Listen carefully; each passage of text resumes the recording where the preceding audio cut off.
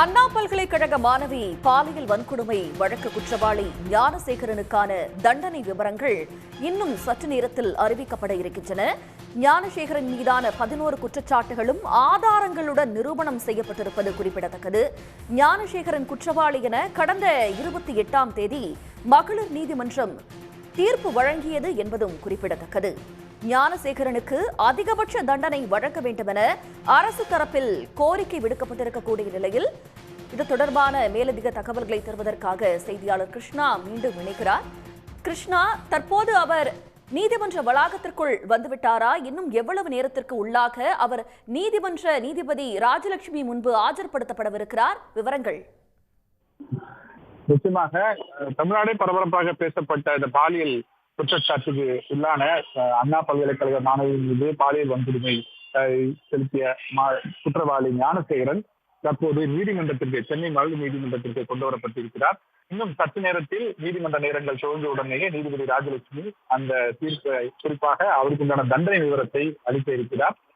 குறிப்பாக இந்த நிகழ்வு பார்க்கும்போது முதற்கட்டமாக நீதிமன்ற நேரங்கள் துவங்கிய உடனே முதற்கட்ட வழக்கு பார்க்கப்பட்டு தீர்ப்பு என்பது, அதாவது தண்டனை விவரம் என்பது தெரிவிக்கப்பட இருக்கிறது. ஏற்கனவே கடந்த மே 28ஆம் தேதி அவருக்கு உண்டான தீர்ப்பு என்பது வழங்கப்பட்டிருக்கிறது. குறிப்பாக 12 பிரிவுகளில் வழக்கு என்பது பதிவு செய்யப்பட்ட நிலையில் 11 குற்றச்சாட்டுகள் உறுதியானதை அடுத்து அவர் குற்றவாளி என்று அறிவிக்கப்பட்டார். இதற்குண்டான ஒவ்வொரு சட்டப்பிரிவுகளின் தண்டனை தான் இன்று தெரிவிக்கப்பட இருக்கிறது. இன்று அனைவருமே இந்த அண்ணா பல்கலைக்கழக மாணவிக்கு இழைத்த இந்த பாலியல் வன்கொடுமை விவகாரத்தில் ஞானசேகரனுக்கு கடுமையான தண்டனை வழங்கப்பட வேண்டும் என்று பல்வேறு கட்சியிடம் சரி, அமைப்புடன் சரி, பொதுமக்களும் சேர்ந்து எதிர்பார்த்திருக்கிறார்கள்.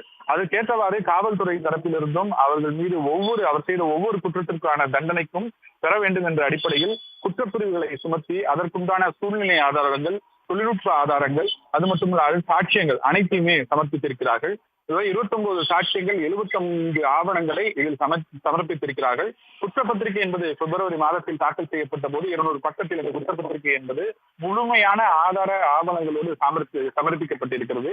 இவை அனைத்தும் மே 19ஆம் தேதியிலிருந்து ஆரம்பித்து முழுவதுமாக இந்த விசாரணை என்பது நடைபெற்று இருதரப்பு வாதங்களும் முடிவு செய்யப்பட்டிருக்கின்றன. அரசு தரப்பில் மிகவும் உறுதியாக அவர் மீது சுமத்தப்பட்ட ஒவ்வொரு குற்றச்சாட்டுக்கும் என்னென்ன மாதிரியான குற்றச்சாட்டுகள் அவர் செய்திருக்கிறார், அதற்கு என்னென்ன மாதிரியான ஆதாரங்கள் என்பதை தெள்ள தெளிவாக அவர்கள் நிரூபித்திருக்கிறார்கள். அவர் தொடர்ந்து இது மட்டுமல்லாது பல்வேறு குற்றங்களை செய்தவர் என்பது குறித்தும் அவர்கள் விளக்கமாக அவர்கள் நீதிமன்றத்தில் முன்பு அரசு தரப்பில் வாதங்களை முன்வைத்திருக்கிறார்கள். அவர் மீது 15க்கும் மேற்பட்ட வழக்குகள் இது தவிர இருக்கின்றது என்பது குறித்தும் அதன் மீதான நடவடிக்கையும் குறித்தும் அரசு தரப்பில் முன்வைக்கப்பட்டிருக்கிறது. இந்த அடிப்படையில் தான் அரசு தரப்பின் வாதத்தை ஏற்று தற்போது அவர் மீது 11 குற்றச்சாட்டுகள் என்பது உறுதி செய்யப்பட்டிருக்கிறது.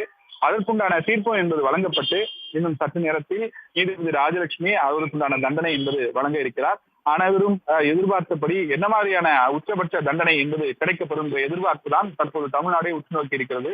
குறிப்பாக 5 மாதத்திற்குள் இந்த வழக்கு என்பது முடிக்கப்பட்டு காவல்துறை விசாரணையும் நீதிமன்ற விசாரணையும் முடித்து ஒரு மாணவிக்கு நியாயம் கிடைக்கும் வகையில் தற்போது இந்த தீர்ப்பு என்பது வழங்கப்பட இருக்கிறது. இந்த தண்டனை விவரத்தின் மூலமாக இனி ஒரு காலத்தில் பெண் மீது யாரிடம் தவறான நோக்கத்தில் ஈடுபடக்கூடாது என்ற ஒரு எண்ணம் வரும் வகையில் இந்த உச்சபட்ச தண்டனை இருக்கும் என்று எதிர்பார்க்கப்படுகிறது. தங்களோட தற்போதைய விவரங்களுக்கு நன்றி கிருஷ்ணா. கூடுதல் விவரங்களுக்கு இணைந்திருங்கள். உடனுக்குடன் செய்திகளை தெரிந்து கொள்ள சன் நியூஸ் பெல் ஐகானை கிளிக் பண்ணுங்க.